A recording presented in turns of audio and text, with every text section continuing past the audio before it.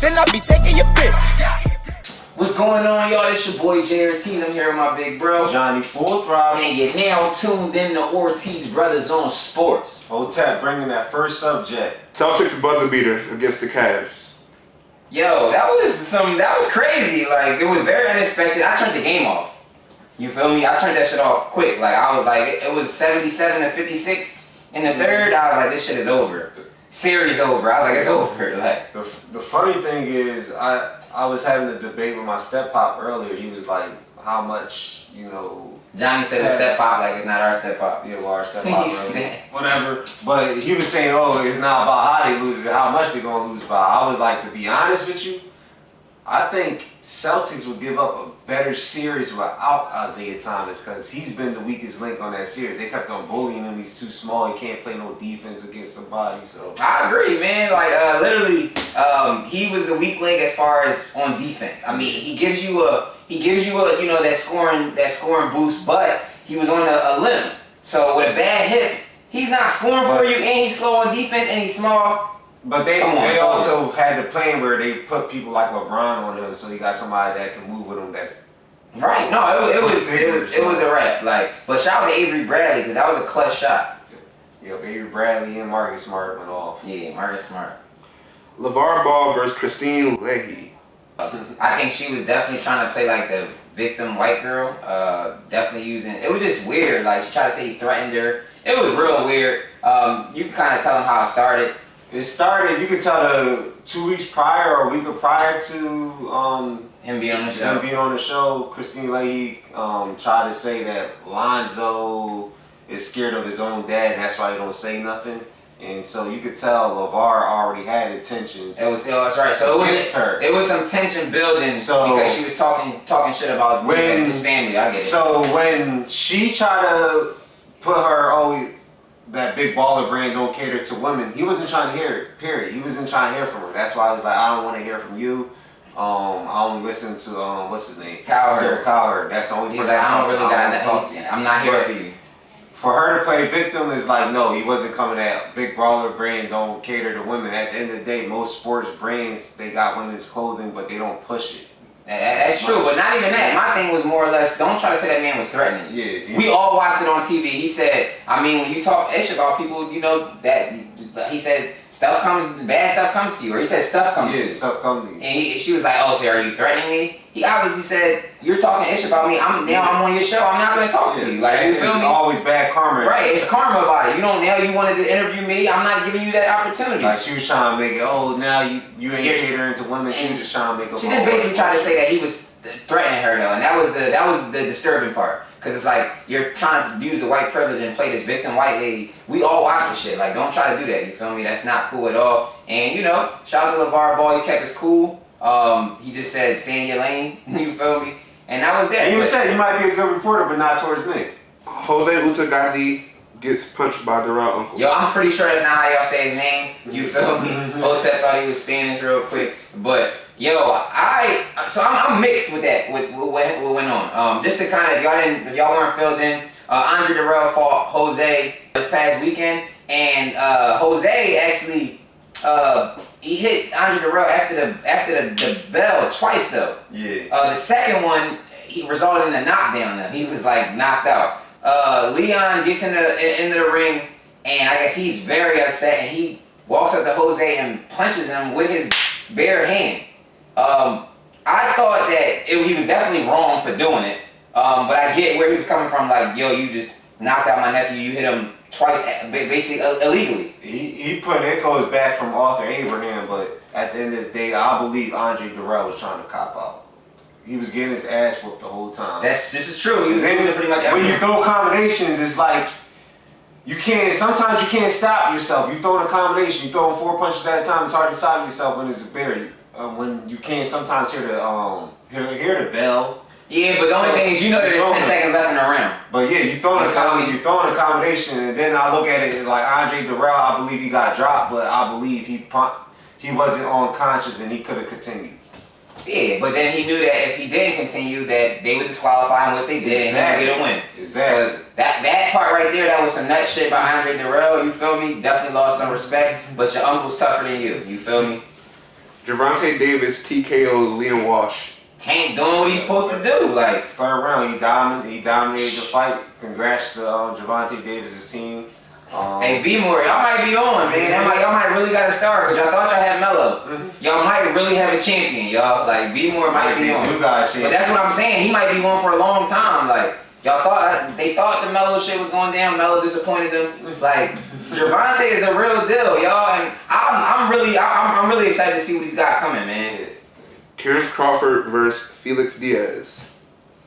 That was actually all props to Terrence Crawford. He did his thing. I was thinking it's gonna be a tough fight because technical. Terrence Crawford, what he did, he outworked him and ended up stopping. He ended up stopping in the corner because Felix Diaz's corner said he had too much. Felix Diaz was getting hit too much. So props to Terrence Crawford. To me, that shows like from that fight, it shows like boom, you're up there in a level where I'll favor you against mostly anybody around the 140, 147 division right now. I'd love to see Terrence Crawford versus like Errol Spence and them, but that was a good fight. You think that's gonna happen? No time soon.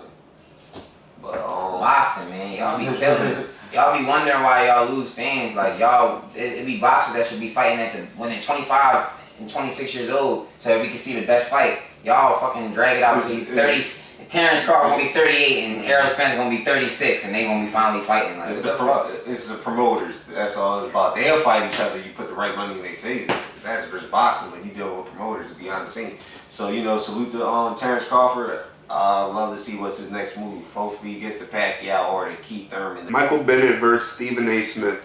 Woo! They was going at it. I'm actually, I'm a fan of Stephen A. Smith as a reporter, but I also respect where Michael Bennett was coming from. I think that he was actually correct in what he said. He basically was just to sum it up for you guys, Stephen A. Smith has spoken out about how, Colin Kaepernick did not vote and blah, blah, blah, saying that he's a hypocrite. Well, Michael Bennett was just pretty much, I guess, fed up. He just said that, Stephen A. Smith, it doesn't take anything for Stephen A. Smith to just yell about everything and to, talk shit when these players are actually in the community doing things.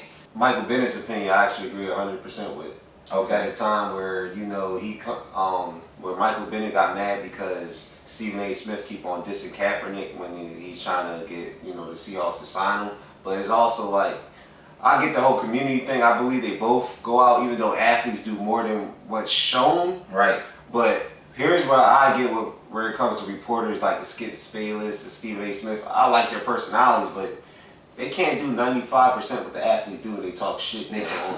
And then go out there and run a 4.5 40. How about you put a bet on that? Stephen A. Smith does yell a lot, and sometimes he's talking some bullshit. Highlight the fact that he is out around here and he's got all these different type of organizations and stuff that he's got going on. He's making kids knowledgeable about their rights and all kind of shit. Like, talk about that. You feel me? Don't always talk about the bad that's going on. Especially like you said, you can't run a fucking a 440. You can't dunk no more. You couldn't probably dunk in college. So, It's time for Lydia Shitty. Calvin Johnson has to repay 10% of his signing bonus. Liddy or Shitty? Shit! How y'all gonna treat that man so disrespectful? Like, he done did all that, broke all the records, set all the records for the Lions, and y'all didn't ever bring nobody in to help them make the playoffs. As soon as he leaves, y'all make the playoffs. But either way, it's like when he was leaving out, we find out that he was forced to pay $320,000 of a $3.2 million signing bonus. That's some bullshit, y'all. Y'all didn't really need that money. I agree. I would say Shitty because Calvin Johnson, just as an advertisement of him as a player, made way more than that little $325,000 to the whole organization. Male rompers. Shitty! That joint is kind of shitty, I can't even lie. But the ones they promoting is shitty, where they have right.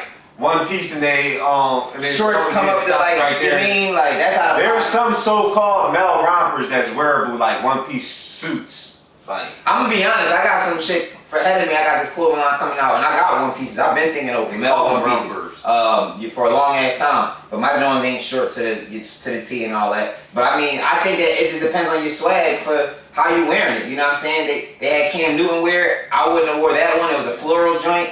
It's a little weird, but I don't feel like he looked gay doing it. You feel me? Like they be trying as a black. You said that. Yeah, like for put it this way, when black men was supposed to wear it, y'all was calling him gay. But when white guys wore it, y'all was like, oh, he's swag. Oh, I like him. This and that.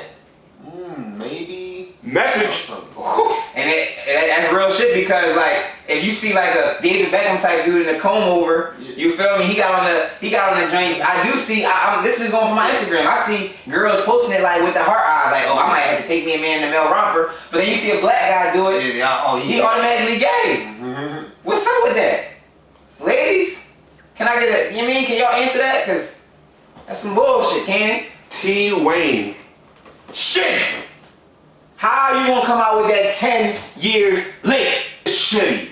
The reason because nobody cared. It's not 2009. Nobody cared. You know, I'm a fan of T-Pain, but he's not. To me, he's not like some T-Pain drops that I'm not. Look, put it this way, y'all. T. Wayne is supposed to be out 8 years ago. The music is still the same on it. You know what I'm saying? It's not like they added no new tracks or nothing like that. It's literally the album that was supposed to come out. They just decided to release it now.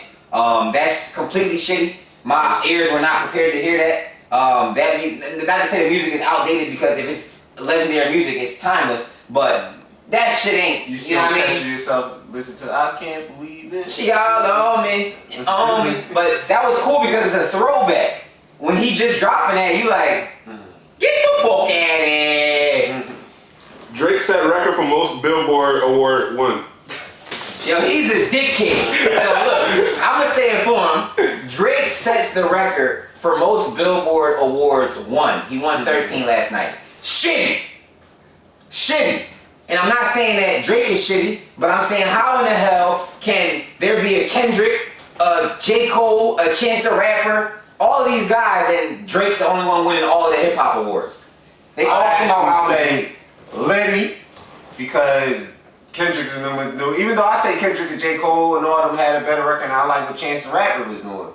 But at the end of the day, I can't hate on that man. He's probably the top artist of this generation. No question. But I'm not. It's not even about hating on him because I'm a Drake fan. I've always been a Drake fan. I put most of my friends on Drake. You feel me? Like, man, this is 10 years ago now. But literally, I'm just saying that the voters there's got to be some dicking going on because there's no reason that. It's Chance the Rapper album, which was probably better than More Life. Then you got Kendrick Damn, which was probably better than More Life. You know what I'm saying? Then you got J. Cole, which was probably better than More Life. And For your eyes only.